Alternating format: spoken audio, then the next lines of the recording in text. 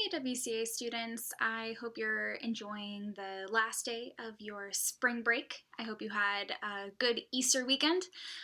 Today we are going to read chapter 7 of Holes by Sachar. If you remember, last time we learned a little bit about how Stanley got arrested, and now we're going to catch up with him at Camp Green Lake. So once again, chapter 7 of Holes by Sachar. The shovel felt heavy in Stanley's soft, fleshy hands. He tried to jam it into the earth, but the blade banged against the ground and bounced off without making a dent.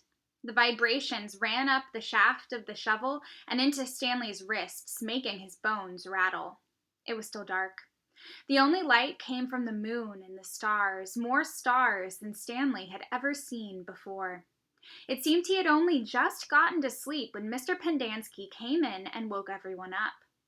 Using all his might, he brought the shovel back down onto the dry lake bed. The force stung his hands, but made no impression on the earth. He wondered if he had a defective shovel. He glanced at Zero, about 15 feet away, who scooped out a shovelful of dirt and dumped it on a pile that was already a foot tall. For breakfast, they'd been served some kind of lukewarm cereal. The best part was the orange juice. They each got a pint carton. The cereal actually didn't taste too bad, but it had smelled just like his cot. Then they filled their canteens, got their shovels, and were marched out across the lake.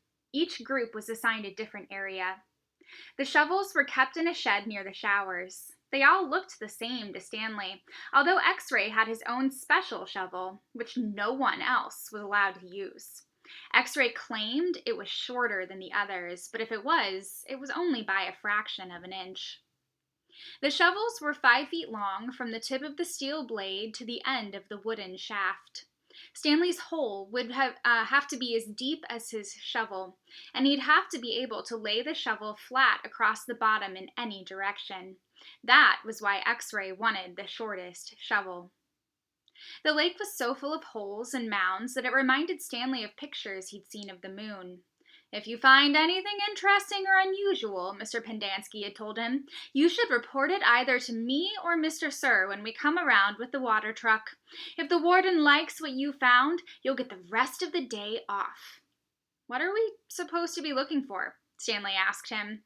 "You're not looking for anything. You're digging to build character. It's just if you find anything, the warden would like to know about it." He glanced helplessly at his shovel. It wasn't defective. He was defective. He noticed a thin crack in the ground. He placed the point of his shovel on top of it, then jumped on the back of the blade with both feet. The shovel sank a few inches into the packed earth. He smiled. For once in his life, it paid to be overweight. He leaned on the shaft and pried up his first shovelful of dirt, then dumped it off on the side. "Only 10 million more to go," he thought, then placed the shovel back in the crack and jumped on it again.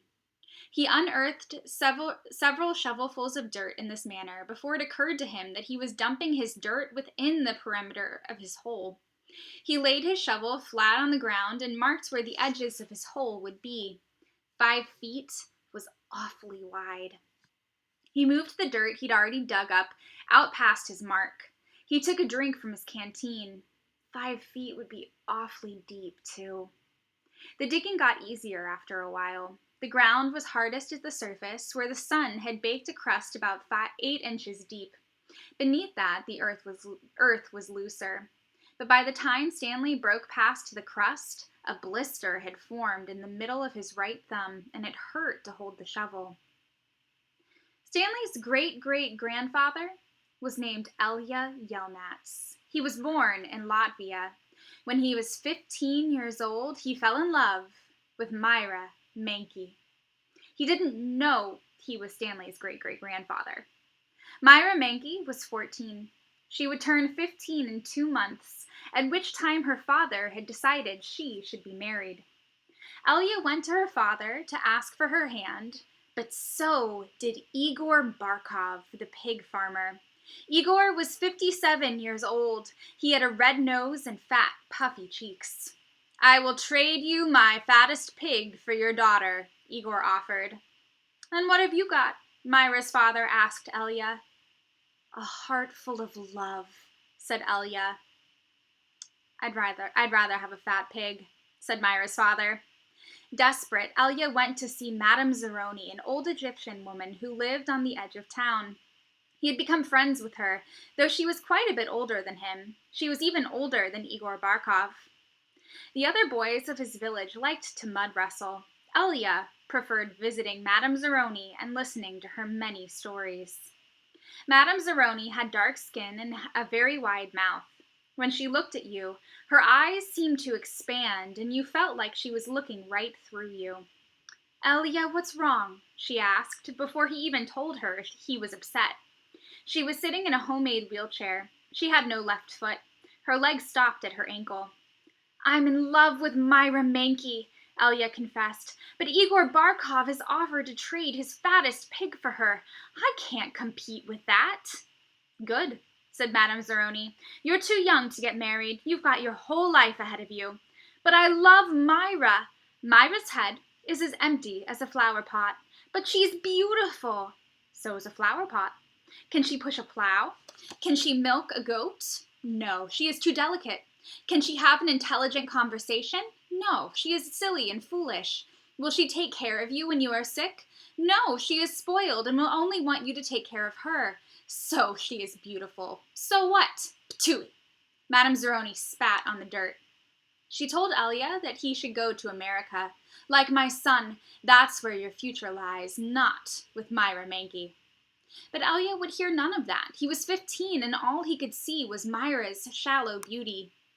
Madame Zeroni hated to see Elia so forlorn. Against her better judgment, she agreed to help him. It just so happens my sow gave birth to a litter of piglets yesterday, she said. There is one little runt whom she won't suckle. You may have him. He would die anyway. Madame Zeroni led Elia around the back of her house where she kept her pigs.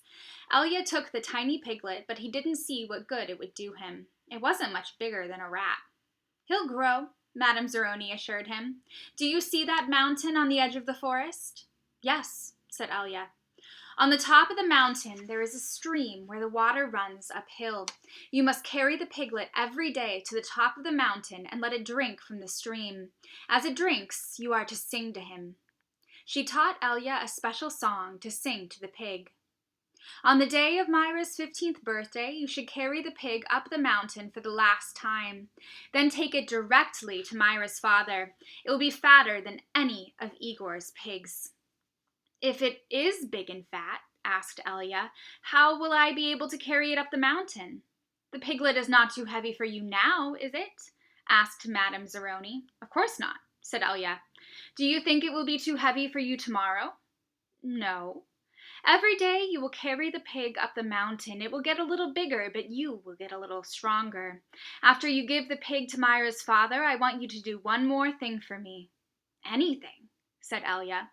I want you to carry me up the mountain. I want to drink from the stream, and I want you to sing the song to me. Elia promised he would. Madame Zeroni warned that if he failed to do this, he and his descendants would be doomed for all eternity. At the time, Elia thought nothing of the curse. He was just a 15-year-old kid, and eternity didn't seem much longer than a week from Tuesday. Besides, he liked Madame Zeroni and would be glad to carry her up the mountain. He would have done it right then and there, but he wasn't strong enough yet. Stanley was still digging. His hole was about 3 feet deep, but only in the center. It sloped upward to the edges. The sun had only just come up over the horizon, but he could already feel its hot rays against his face. As he reached down to pick up his canteen, he felt a sudden rush of dizziness and put his hands on his knees to steady himself. For a moment, he was afraid he would throw up, but the moment passed. He drank the last drop of water from his canteen.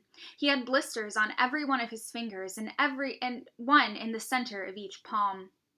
Everyone else's hole was a lot deeper than his. He couldn't actually see their holes, but could tell by the size of their dirt piles.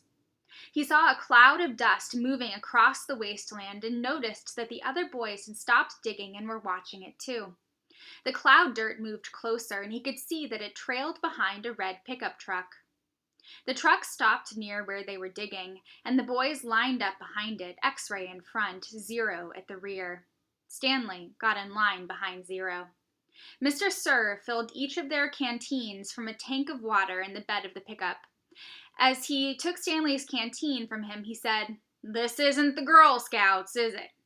Stanley raised and lowered one shoulder. Mr. Sir followed Stanley back to his hole to see how he was doing. "You better get with it," he said, "or else you're going to be digging in the hottest part of the day." He popped some sunflower seeds into his mouth, deftly removed the shells with his teeth, and spat them into Stanley's hole. Every day, Elia carried the little piglet up the mountain and sang to it as it drank from the stream. As the pig grew fatter, Elia grew stronger. On the day of Myra's 15th birthday, Elia's pig weighed over 50 stones. Madame Zeroni had told him to carry the pig up the mountain on that day as well, but Elia didn't want to present himself to Myra smelling like a pig. Instead, he took a bath. It was his second bath in less than a week. Then he led the pig to Myra's. Igor Barkov was there with his pig as well. "These are two of the finest pigs I've ever seen," Myra's father declared. He was also impressed with Elia, who seemed to have grown bigger and stronger in the last 2 months. "I used to think you were a good-for-nothing book reader," he said, "but I see now you could be an excellent mud wrestler." "May I marry your daughter?" Elia boldly asked. "First, I must weigh the pigs." Alas, poor Elia should have carried his pig up the mountain one last time. The two pigs weighed exactly the same. Stanley's blisters had ripped open and new blisters formed. He kept changing his grip on the shovel to try to avoid the pain. Finally, he removed his cap and held it between the shaft of his shovel and his raw hands. This helped, but digging was harder because the cap would slip and slide. The sun beat down on his unprotected head and neck.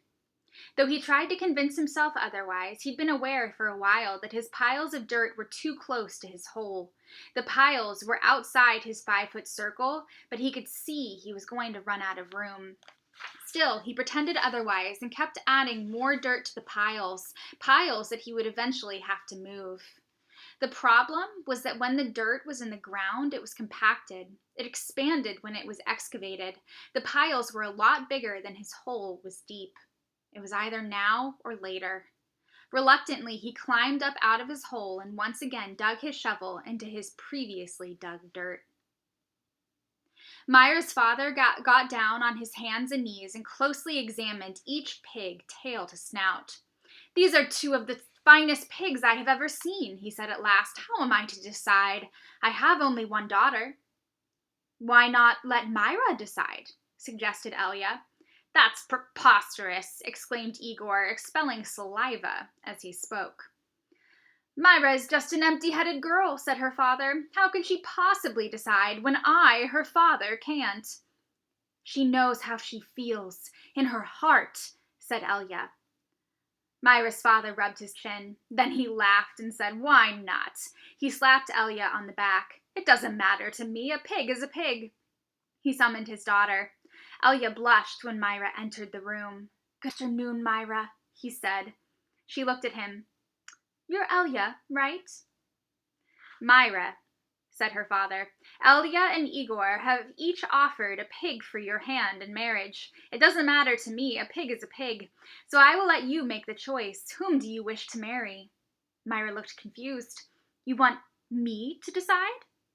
"That's right, my blossom," said her father. "Gee, I don't know," said Myra. "Which pig weighs more?" "They both weigh the same," said her father. "Golly, I guess I choose Elia," said Myra. "No, Igor. No, Elia. No, Igor. Oh, I know. I'll think of a number between 1 and 10. I'll marry whoever guesses the closest number." "Okay, I'm ready." 10, guessed Igor. Elia said nothing. "Elia?" said Myra. "What number do you guess?" Elia didn't pick a number. "Marry Igor," he muttered. "You can keep my pig as a wedding present." And that is where we will stop.